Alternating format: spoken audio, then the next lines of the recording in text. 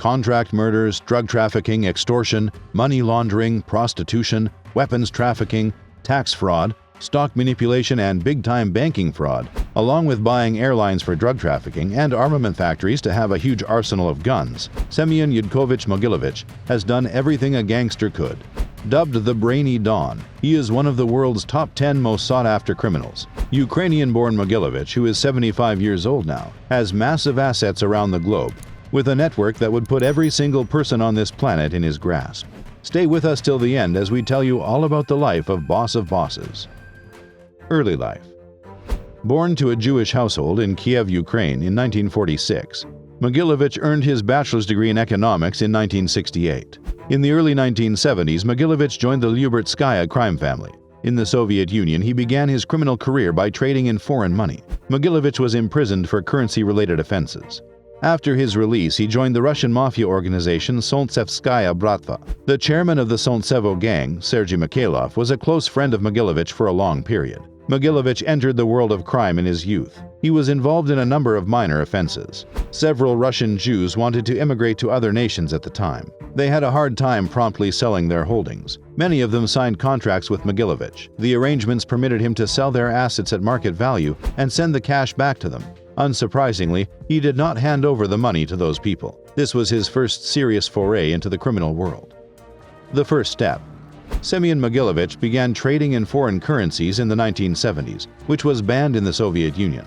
He was then charged with currency trading in 1974 and with fraud in 1977. He began working for the Russian criminal syndicate Solntsevoskaya Bratva in the 1980s. He was the central figure in their money laundering scheme.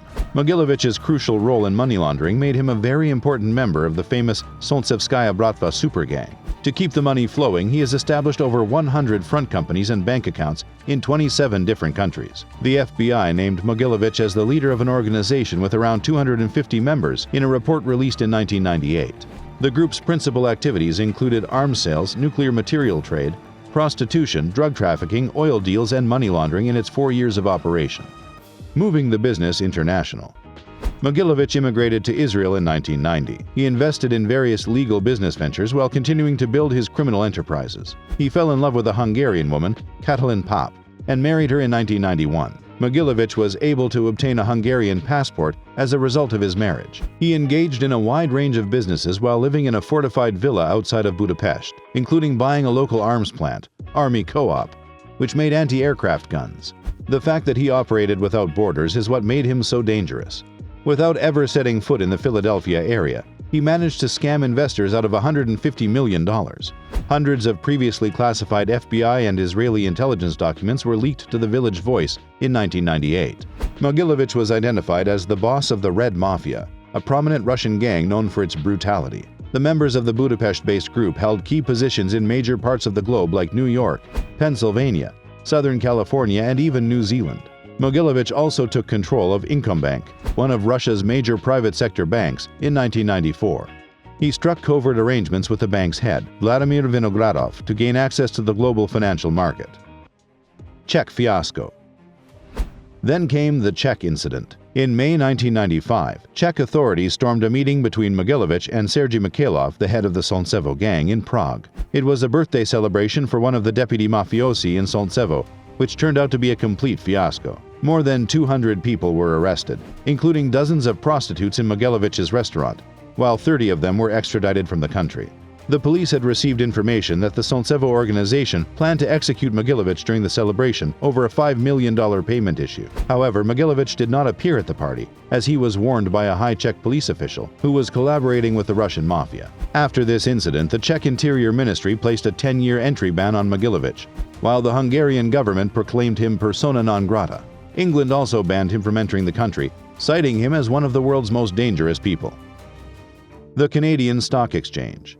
Canadian media discovered the existence of Mogilevich, Mikhailov, and others linked to the Russian mafia behind a publicly traded firm on the Toronto Stock Exchange, YBM Magnex International Incorporated, in 1997 and 1998. Mogilevich used his economics degree and deception to fabricate paperwork for the Securities and Exchange Commission, which resulted in a nearly 2,000% increase in the company's stock price. YBM's headquarters in Newtown, Pennsylvania, was raided by scores of FBI and other U.S. government officers on May 13, 1998. The public company's stock, which had been valued at $1 billion on the Toronto Stock Exchange, became worthless overnight. Money laundering at its finest. Mogilevich was also charged with large-scale tax evasion, as he was the main suspect in one of the largest tax scandals that rocked Europe in the 1990s. Incombank was involved in a $10 billion money laundering scheme involving the Bank of New York. The con was selling untaxed heating oil instead of the considerably higher taxed vehicle fuel. It cost the Czech Republic, only one of the Central European countries scammed, 100 billion Czech korunas, about $5 billion, before it was discovered. Not only that, but on the route to being shut down, there was mayhem aplenty, including an attempt to assassinate the journalist who had exposed the fraud. Stepping up in the energy sector.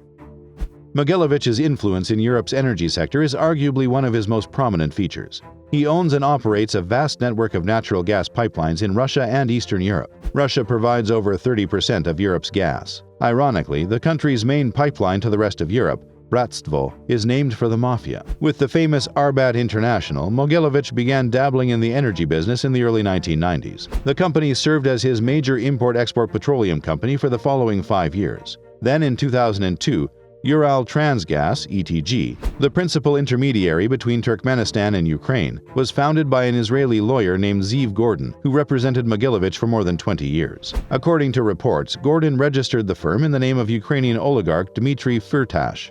Everything was a front, as Mogilevich was the brains behind the company's operations. He set up barter agreements with Turkmenistan to trade gas in exchange for food, equipment, and spare parts. After that, Russia's Gazprom and Ukraine's Centergas Holding AG teamed up to form Ros-Ukrenergo (RUE), a Swiss-registered company that replaced ETG. RUE's ownership is said to be roughly divided between Firtash and Gazprom. Then in the mid-2000s, Mogilevich made headlines for his ties to the RUE corporation. Dmitry Firtash, one of the co-owners of RUE, was a personal friend of Mogilevich's. This allowed him to generate a lot of money illegally in the energy business. Tax evasion. After evading arrest all his life, Mogilevich was detained in Moscow in 2008 on suspicion of tax evasion. He was released on bond in 2009 after the allegations were termed not that serious by the Russian government. The U.S. Federal Bureau of Investigation placed Mogilevich on its most wanted list in 2003 for his role in a plan to defraud investors in YBM Magnex International Inc. in Canada. After failing to charge him with arms and drug trafficking and prostitution in the past, they had landed on large-scale fraud accusations as their best chance of bringing him to justice. He is regarded as the most powerful Russian mobster alive. Mogilevich told the BBC in 2007 that his company sold wheat and grain. On the contrary, after the Russian police detained him under one of his numerous aliases, Sergei Schneider, in connection with tax evasion for the Arbat Prestige Cosmetics Company. That company was run by Mogilevich and his partner, Vladimir Nekrasov. The charges were withdrawn 3 years later. Ties with the government. Semion Mogilevich has been accused of nearly everything, from buying an entire airline solely for the purpose of trafficking heroin to selling nuclear weapons. Yet he managed to get away with it all. Mogilevich has cut a swath across the globe, from fraud to fraud, cash grab to muscle to murder. People whose duty it is to thwart people like him have taken note. He was finally detained for suspected tax evasion in Moscow in 2008, only to be released less than a year later. The charges against him, according to the Russian Interior Ministry, are not of a particularly significant type.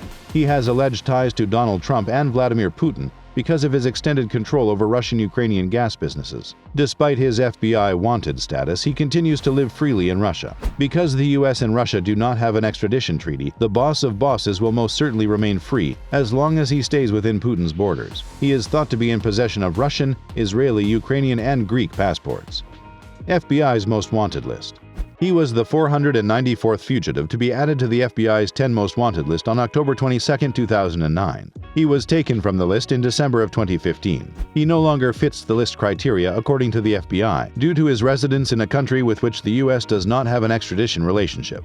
According to the FBI, despite the orders filed against him, he continues to live freely in Moscow. Government law enforcement agencies from all around the world had been attempting to prosecute Mogilevich for over a decade now. However, the all-powerful Russian gangster never seems to be in the wrong place at the wrong moment. Semion Mogilevich may not be as well known as Al Capone, Frank Costello, or Carlo Gambino, but he is just as powerful, if not more, in the criminal world. Living as a free man in Moscow, He is not subject to the law enforcement agencies of other nations, because Russia does not allow other countries to deal in their country matters. And on top of that, the boss of bosses gets along very well with Russian President Vladimir Putin and has been instructed to not go outside of Russia for safety reasons. Well, that was it from today's video. We hope you enjoyed the content of this video as we enjoyed bringing it to you. Make sure to like the video and share it with friends. And don't forget to subscribe to our channel for more quality content in the future.